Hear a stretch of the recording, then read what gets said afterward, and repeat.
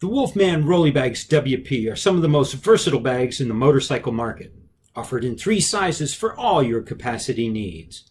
Mount as a tail bag, a rack bag, a crash bar bag, and as a complete unrack rackless system matched to our E or B base. For more information, check us out online at wolfmanluggage.com.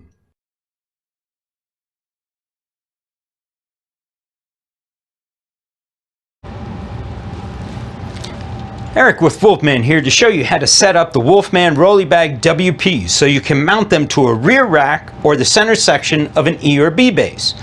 The 3 sizes of Rolie bags will be set up the exact same way. Mounting straps and elastic keepers are included with all the Rolie bags. The tools needed are either a long screwdriver, a chopstick, a stick, or the like. You will thread the webbing through the slots right under the buckles, as shown.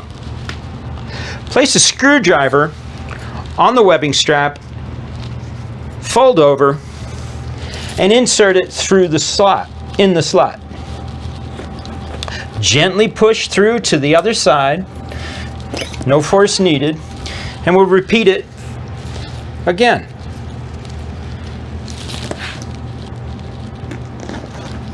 Gently push through, and now we will center the webbing. So we put the ends together, pull up a little left and a right, just to take any kinks out, and then you can eyeball where the center is. Pull up, left, right, eyeball, and center.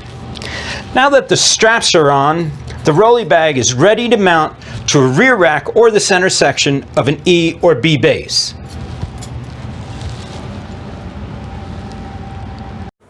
Let's say you have a really unusual rack. This was a stock rack for a KTM 790. It had the grab rails and everything. Well, I cut it, I ground it, and I made it work for my personal purposes. So it's an unusual rack, but I'm going to give you some ideas. Let's say you don't have slots on a rack, but you have spacers and some type of mounting that goes to the frame or so on. So let me show you an idea. What I'm going to do, we're going to mount to these slots here. This is pretty standard, pretty normal. We've shown it in how to put a Rolie on a rack. But here, what are we going to do? How do we attach it to this? Actually, we're going to go under and around this piece, this mounting here, and then come out in this slot. So I'm going to show you with a medium. A large is too big for this, mainly because of the taper. So I'm going to go as big as I can with a medium. So I'm going to set the medium on. But I'm going to show you also what the side slots are for. They're not only functional, they're also stylish. What they do is they reduce the amount of exposed webbing from the buckle to the mounting point on a rear rack. So I'm going to go to these two, so I'm going to make it much shorter. I could even go to this one and make that distance really short, which makes it more stable. So I'll show you real quick. We'll go to this one. Just feed the cut end through the slot, out through the other one. And while I'm not going to do the elastic keeper on this one because it's going to make it a little more tough to get around. On this one I can do it. On this side, which we're going to go through there, not a problem. Also, a tip on this is when you think you have a rack like this, check the length of your webbing. Don't cut anything until you've tried it and it will work for you. That the webbing length will be enough to get around and you'll have extra to go through the buckle and so on. Okay, so this one, I'm going to slide it through under the underside around this post. So there's a post right in here with some spacers. So as you can see, it goes around. So I'm going to put it through my notch so it stays located like that, through my elastic keeper. Like that.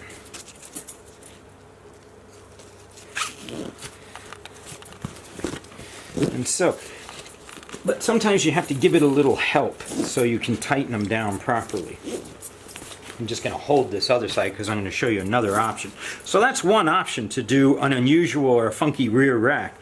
Let's say you don't have these slots or anything like that, and you don't want to deface your own side rack, or top rack, excuse me.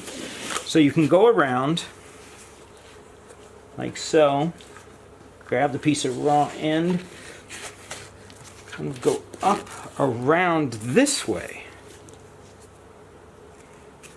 through your elastic keeper.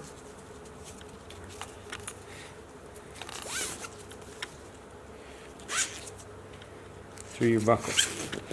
You always have to assist it because this is going to bind a little bit as you try to tighten it up. So you're going to want to grab some,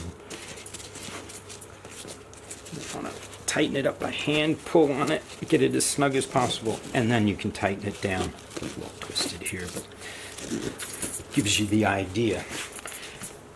And so that is just an idea, a sample, something to think about if you have a really unusual rack.